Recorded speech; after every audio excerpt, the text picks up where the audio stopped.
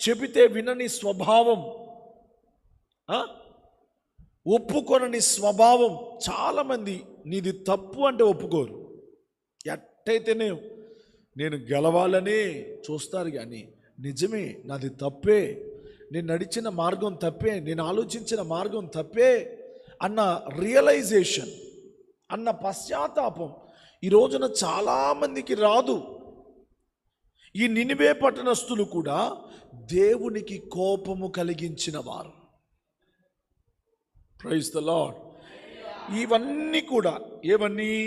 దేవుని దృష్టికి ఘోరమైన దోషములు చేసిన వారు, చెడు నడతలు నడిచిన వారు, దుర్మార్గపు జీవితం జీవించిన వారు, విశ్వాసము లేనివారు, దేవుని దృష్టికి కోపము తెప్పించిన వారు, వీరందరూ ఈ 5 కార్యాలు వీరి జీవితంలో ఉపవాసము ఉండక ముందు వారి జీవితాల్లో మనము